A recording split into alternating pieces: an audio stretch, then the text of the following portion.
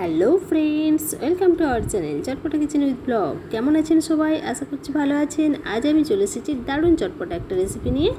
আজ আমি বানাবো এগ চিলি। এটা চিলি চিকেনের থেকে কোনো অংশে কম না, দারুণ টেস্টি। অবশ্যই বাড়িতে বানাবেন আর রেসিপিটা কেমন হয়েছে কমেন্টে জানাবেন। চলুন তাহলে আমরা রেসিপি শুরু করি। রেসিপিটা তৈরি করার জন্য আমি গ্যাস অন করে কড়া বসিয়ে নিয়েছি। এবার কড়ার মধ্যে দিয়ে দেবো আমি 2 চামচ পরিমাণ সরষের তেল। এবার তেলের মধ্যে আমি 2টো ডিম ফাটিয়ে নেব।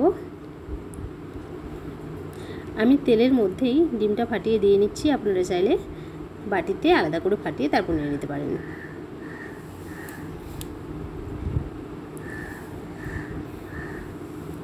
এবার দিয়ে দিচ্ছি আমি পরিমাণ মতো লবণ। লবণটা দেওয়ার পর আমি খুন্তি দিয়ে এইভাবে বেশ কিছুক্ষণ নাড়াচাড়া করে ডিমটার ভুজিয়া তৈরি করে নেব।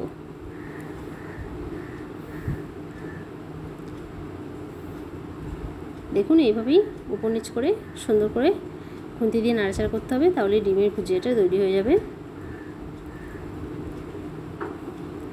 দেখুন ভুজিয়াটা তৈরি হয়ে গেছে। এটা এবার আমি প্লেটে নামিয়ে নেব।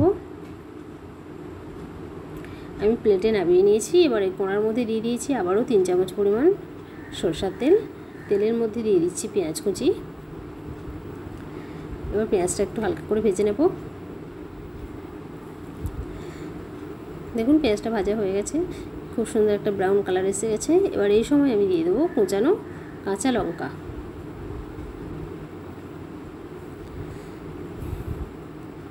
আমি লঙ্কাগুলো এইভাবে কুচিয়ে নিয়েছি, আপনারা চাইলে লঙ্কাগুলো চিরেও নিতে পারেন। এবার এগুলো কিছুক্ষণ একটু ভেজে নেব। দেখুন এগুলো ভাজা হয়ে গেছে। এবার এই সময় আমি দিয়ে দেবো 1 চামচ পরিমাণ আদা আর রসুনের পেস্ট। এবার পেঁয়াজের সাথে আদা রসুনের পেস্টটা একটু ভালো করে ভেজে নেব। আপনারা চাইলে এখানে আদা রসুনের কিমা করেও দিতে পারেন। এবার আমি একটা বাটিতে সসটা রেডি করে নেব।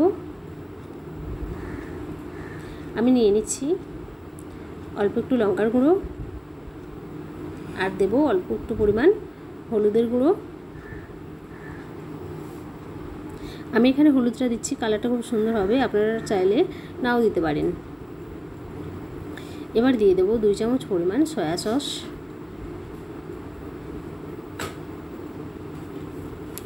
দিয়ে দেব 2 চামচ পরিমাণ চিলি সস। আমি এখানে আন্দাজ করে 2 চামচ পরিমাণ নিয়ে নিচ্ছি, আপনারা চাইলে চামচ মেপেও দিতে পারেন।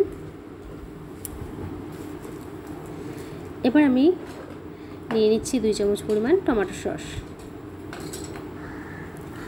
এবার এই সব কিছু একসাথে একটু মিশিয়ে নেব।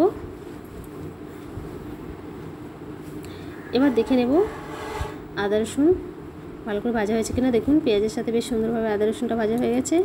এবার আমি সসটার মধ্যে দিয়ে দেব। সসটা দেওয়ার পর পেঁয়াজের সাথে ভালো করে একটু মিশিয়ে নেব। আমি সসের বাটিটা ধুয়ে অল্প একটু জল দিয়ে নিচ্ছি।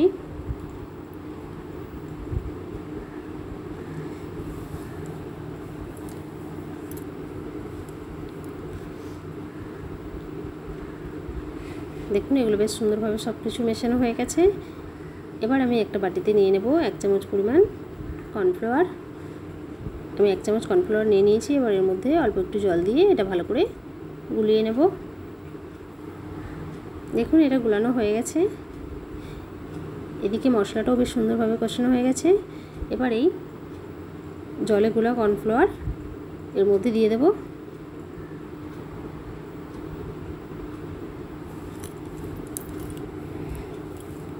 এবারে সব কিছু একটু খুন্তি দিয়ে ভালো করে মিশিয়ে নেব। আমি আবারও অল্প একটু জল দিয়ে নিলাম।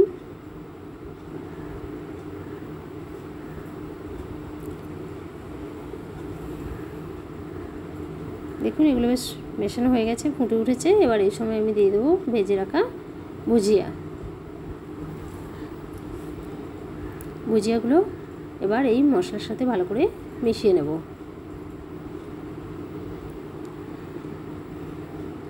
এবার এই সময় আমি দিয়ে দিচ্ছি পরিমাণ মতো একটু লবণ আর অল্প একটু চিনি। আপনারা চাইলে একটু গোলমরিচের গুঁড়ো এখানে দিতে পারেন। এবার এই সব কিছু আমি ভালো করে মিশিয়ে নেব, তাহলেই আমার তৈরি হয়ে যাবে এগ চিলি।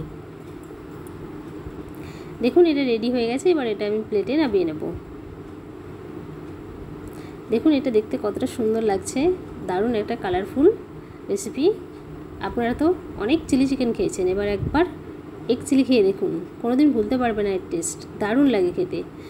আপনার বাড়িতে ট্রাই করবেন আর কমেন্টে জানাতে ভুলবেন না রেসিপিটা কেমন হয়েছে।